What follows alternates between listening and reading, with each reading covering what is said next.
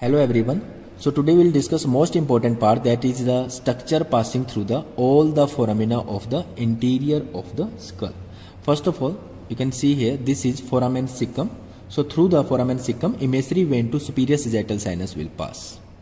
As you already know, here we have anterior ethmoidal foramen and here we have posterior ethmoidal foramen. So through the anterior ethmoidal foramen, anterior ethmoidal artery, vein and nerve will pass. And you should remember that through the posterior ethmoidal foramen, posterior ethmoidal artery and vein will pass, but not the nerve. Now come to the foramina of the cribriform plate. So through the foramina of cribriform plate, olfactory nerves, that is first cranial nerve, will pass. Now come to the optic canal. You can see here, this is optic canal. So through the optic canal, optic nerve and ophthalmic artery will pass. Optic nerve is second cranial nerve. Now come to the just below the lesser wing of sphenoid, that is superior orbital fissure. So through the superior orbital fissure, here oculomotor nerve, that is third cranial nerve, trochlear nerve, that is fourth cranial nerve, then lacrimal, frontal, nasociliary branches of ophthalmic nerve, that is first division of the trigeminal nerve, then abducent nerve and superior ophthalmic vein will pass through the superior orbital fissure. So this is foramen rotundum. You can see here foramen rotundum will open into the pterygopalatine fossa here.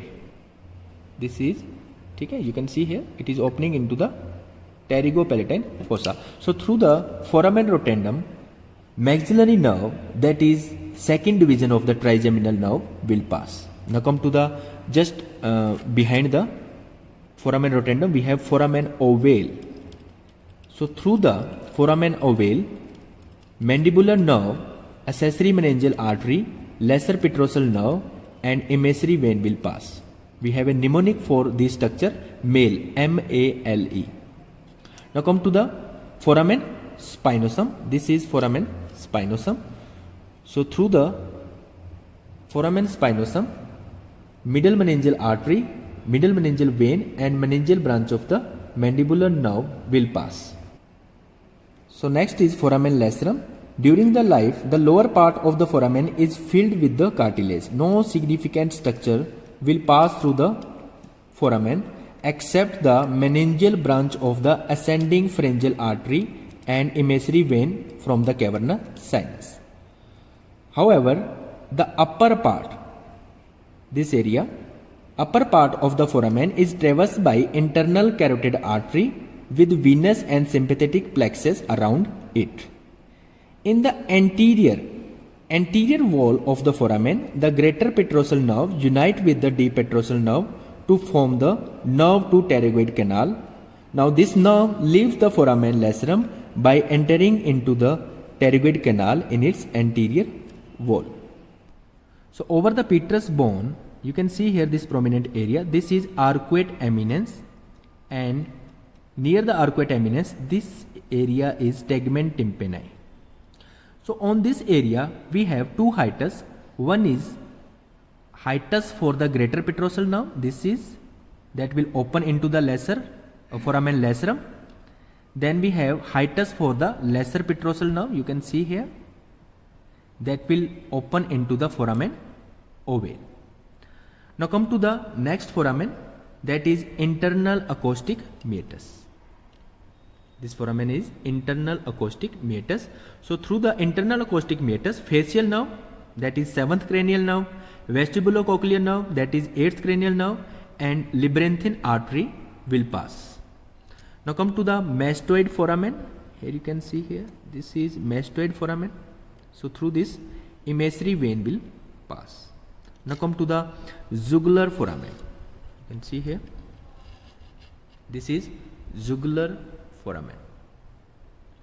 So we divide the jugular foramen into three parts: anterior part, middle part and posterior part. So through the anterior part, inferior petrosal sinus, then meningeal branch of the ascending pharyngeal artery will pass. through the middle part, 9th, 10th and 11th cranial nerves will pass, that is glossopharyngeal, vagus and accessory nerve. Now come to the posterior part. Through the posterior part, internal jugular vein and meningeal branch of the occipital artery will pass. Next, below the jugular foramen, this is hypoglossal canal. You can see here, this area, this foramen is hypoglossal canal. So through the hypoglossal canal, hypoglossal nerve will pass, that is 12th cranial nerve. So next is foramen magnum. This is very important. So through the foramen, so we divide the foramen magnum into two parts. You can see here anterior narrow part and posterior wider part. So through the wider posterior part, lowest part of the medulla oblongata and three meninges will pass, that is dura mater, pia mater and arachnoid mater. So through the subarachnoid space, spinal accessory nerve, vertebral artery, sympathetic plexus around the vertebral artery, posterior spinal arteries and anterior spinal artery will pass. Subarachnoid space is the space that lies below the arachnoid mater. Then through the narrow anterior part, here this area, apical ligament of Dens, vertical band of cruciate ligament and membrana tectoria will pass.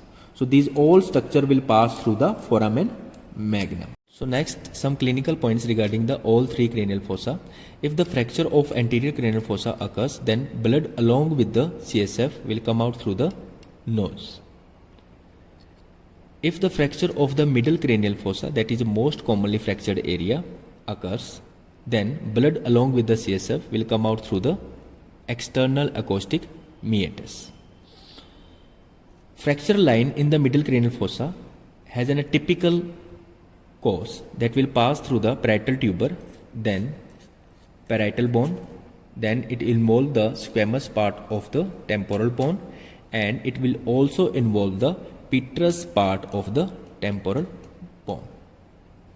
Next, if the fracture of the posterior cranial fossa occurs, it causes bruising over the mastoid region extending down over the sternocleidomastoid muscle.